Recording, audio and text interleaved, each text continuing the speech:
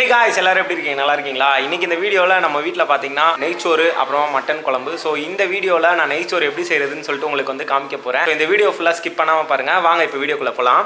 So guys, இப்போ நெய்ச்சோறு செய்யறதுக்கு தேவையான பொருட்கள் பார்த்தீங்கன்னா வெங்காயத்தை இந்த மாதிரி கட் பண்ணிக்கோங்க. இஞ்சி பூண்டு பேஸ்ட் எடுத்துக்கோங்க. அதுக்கப்புறம் பிரியாணி இலை எடுத்துக்கோங்க. அப்புறம் பட்டை எடுத்துக்கோங்க. அண்ட் கிராம்பு எடுத்துக்கோங்க. அதுக்கப்புறமா ஏலக்காய் எடுத்துக்கோங்க. அதுக்கப்புறமா தக்காளி இந்த மாதிரி கட் பண்ணி வச்சுக்கோங்க. அப்புறம் ஒரு 2 மிளகாய் எடுத்துக்கோங்க.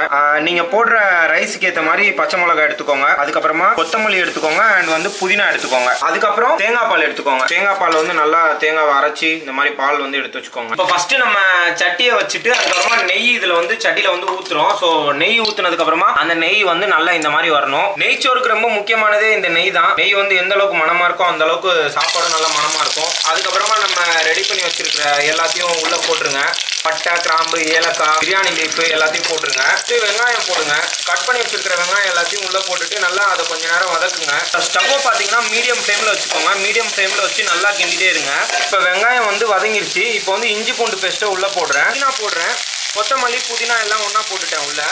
அதையும் போட்டுட்டு அதே மாதிரி கிண்டணும். 2 பச்சை மிளகாய் உள்ள போட்டுருக்கேன். இப்போ ஸ்டவ்வை வந்து லோவில் வச்சுக்கோங்க. ஸ்டவ்வை கம்மியாக வச்சு நல்லா கிண்டுங்க, இல்லைனா கரிஞ்சிடும். இப்போ தக்காளியும் உள்ளே போட்டுட்டு அதையும் நல்லா கிண்டணும்.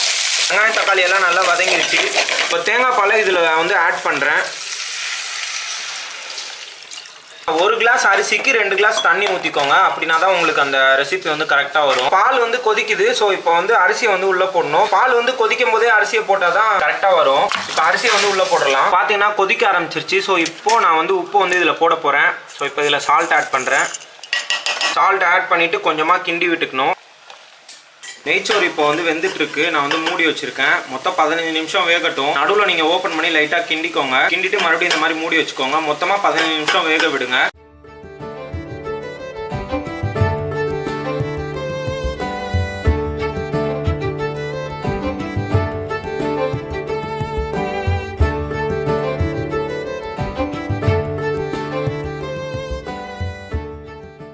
அரிசி நல்லா வெந்துருச்சு. ஸோ நெய்ச்சோறு வந்து நல்லா சூப்பராக ரெடி ஆகிடுச்சு. இப்போ மட்டன் குழம்புக்கு வந்து எல்லாமே ரெடி பண்ணியாச்சு. இப்போ வந்து நம்ம மட்டன் வேகிறதுக்காக குக்கரை வந்து மூடி வைக்க போகிறோம். மூடி வச்சுட்டு மட்டன் குழம்பு ரெடி ஆகிடுச்சுன்னா அப்படியே நம்ம இந்த நெய்ச்சோரை வந்து பிளேட்டில் போட்டு மட்டன் குழம்பு ஊற்றி சாப்பிட வேண்டியதான்.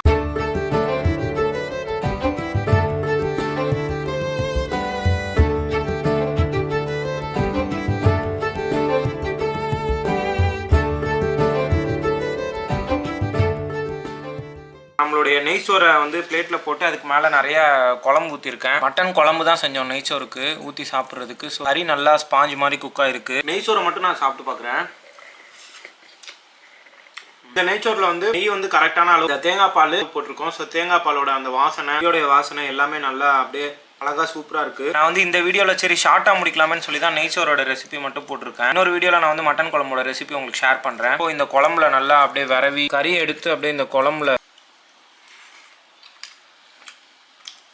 இந்த நெய்ச்சோரில் வந்து நெய்யோட வாசம் வந்து மைல்டாக இருக்குது. நாங்கள் ரொம்ப போட மாட்டோம் நெய், அதனால மைல்டாக இருக்குது. தேங்காய் பால் எல்லாமே சேர்ந்து இந்த நெய்ச்சோறு வந்து ரொம்ப டேஸ்ட்டாக இருக்குது. இதே ரெசிபி நீங்கள் ட்ரை பண்ணி பாருங்கள். கண்டிப்பாக உங்களுக்கு நல்லா. இந்த மட்டன் குழம்புமே ரொம்ப டேஸ்ட்டாக இருக்குது. ஸோ இந்த டிஷ்ஷை வந்து நீங்கள் உங்கள் வீட்டில் வந்து கண்டிப்பாக ட்ரை பண்ணி பாருங்கள். ட்ரை பண்ணி பார்த்துட்டு கமெண்ட்டில் சொல்லுங்கள். தொட்டுக்க வந்து ரைத்தாவும் வச்சிருக்கேன். இதெல்லாம் ரெடி பண்ணுறதுக்கு எனக்கு வந்து கிட்டத்தட்ட 1 hour ஆயிடுச்சு. ஸோ இதே ரெசிபியை உங்கள் வீட்டில் இதே மாதிரி ட்ரை பண்ணி பாருங்கள். சாப்பாடு வந்து உங்களுக்கு நல்லா வரும். ஸோ இந்த வீடியோ உங்களுக்கு பிடிச்சிருந்துன்னா ஒரு லைக் பண்ணுங்கள். சேனலையும் அப்படியே சப்ஸ்கிரைப் பண்ணிக்கோங்க. அப்படியே அந்த பெல் பட்டனையும் கிளிக் பண்ணிக்கோங்க. வேறு வீடியோவில் பார்க்கலாம். அது வரையும் டாடா பை, see you.